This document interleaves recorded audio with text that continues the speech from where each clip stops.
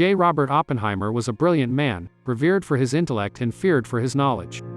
He had dedicated his life to the study of physics, determined to explore the mysteries of the universe and unlocking the secrets of the atom. But it would soon have far-reaching consequences. His discoveries would lead to the creation of the first atomic bomb, a weapon that would change the world forever. Oppenheimer was born into a wealthy Jewish family in New York City on April 22, 1904, and received an excellent education, but he was always searching for something more. As he grew older, his passion for science led him to pursue a PhD in physics at the University of Göttingen, Germany in 1926. Oppenheimer left Cambridge for the university to study under Max Born. Göttingen was one of the world's leading centers for theoretical physics. It was there that he was first introduced to the theory of nuclear fission and the idea that a chain reaction could release tremendous amounts of energy. The thought consumed him, and he knew that he had to continue his work in this field. Oppenheimer returned to the United States and took a position at the University of California, Berkeley, in 1929. But his work was cut short when the United States entered World War II, and he was recruited to lead the Manhattan Project, a secret government program to build the first atomic bomb. Oppenheimer threw himself into the project, working tirelessly with a team of scientists and engineers to design and build the bomb. The pressure was immense, and the weight of their work weighed heavily on Oppenheimer's mind. The world was at war, and the fate of the conflict rested on their shoulders. And they were driven by the fear of what would happen if the enemy got their hands on the bomb first. J. Robert Oppenheimer was a man on a mission. But the project was shrouded in secrecy, and the team was isolated at a remote location in the mountains of New Mexico known as Los Alamos. The area was heavily guarded, and the team was cut off from the outside world. Oppenheimer was consumed by his work, spending long hours in the lab, but he was also plagued by fears and doubts. He knew that the bomb was a dangerous weapon, and he feared that something might go wrong. As the day of the first test approached, Oppenheimer was filled with a mixture of excitement and dread. He knew that what they were about to do would change the course of history, but he also feared the consequences of their actions. The joint work of the scientists at Los Alamos resulted in the world's first nuclear explosion, near Alamogordo, New Mexico, on July 16, 1945. Oppenheimer had given the site the codename Trinity. The day of the test arrived, and Oppenheimer watched from a safe distance as the bomb was detonated. The explosion was beyond anything he had ever imagined.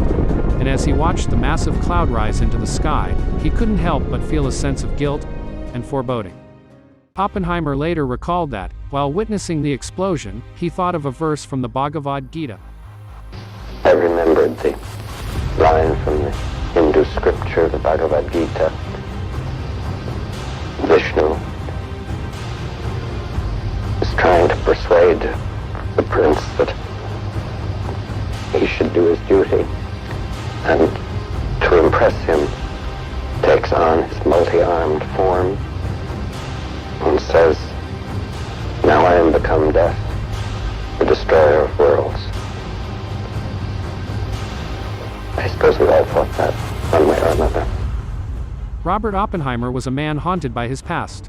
As the father of the atomic bomb, he had changed the course of history, but he had also brought untold suffering to the people of Hiroshima and Nagasaki, on August 6 and August 9, 1945. It was a day like any other. The sun was shining, and people were going about their daily business, completely unaware of the tragedy that was about to befall them. Suddenly, without warning, a bright flash of light illuminated the sky. It was as if the sun had fallen from the heavens, and in that instant, everything changed. The explosion was unlike anything anyone had ever seen or heard. The ground shook, buildings crumbled, and people were thrown to the ground. A massive mushroom cloud rose into the sky, and a firestorm swept through the city, consuming everything in its path. In the aftermath of the bombing, the city was a scene of utter devastation.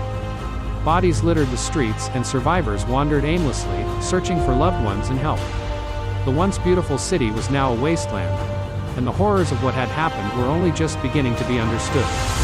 For the people of Hiroshima, the bombing would be a turning point in their lives, a moment that would change their world forever.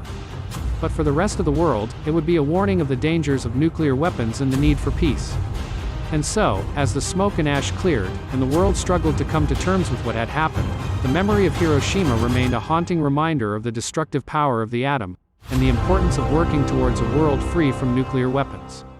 The memories of those fateful days in August of 1945 still weighed heavy on the mind of Robert Oppenheimer. He remembered the flash of light and the mushroom cloud that had risen over the cities, signaling the end of a brutal war and the start of a new era of fear and uncertainty. Oppenheimer was a broken man, torn by guilt and regret. He knew that he had unleashed a weapon that could destroy the world, and he feared that it was only a matter of time before it would be used again. He became a controversial figure, with some hailing him as a hero and others decreeing him as a war criminal. But he was also a man of principle, and he refused to be silenced. He spoke out against the arms race and the threat of nuclear war, warning that the future of humanity was at stake. And yet, despite his efforts, the world continued to build and stockpile nuclear weapons, and the shadow of atomic annihilation loomed over the planet. Oppenheimer was powerless to stop it, and he lived the rest of his life in fear and sorrow, with the knowledge that he had helped to unleash a weapon that could destroy the world, and he died haunted by the thought that his work would forever be remembered as a dark chapter in human history. Thanks for watching. Please like and subscribe to help us open your mind to the secrets of the universe.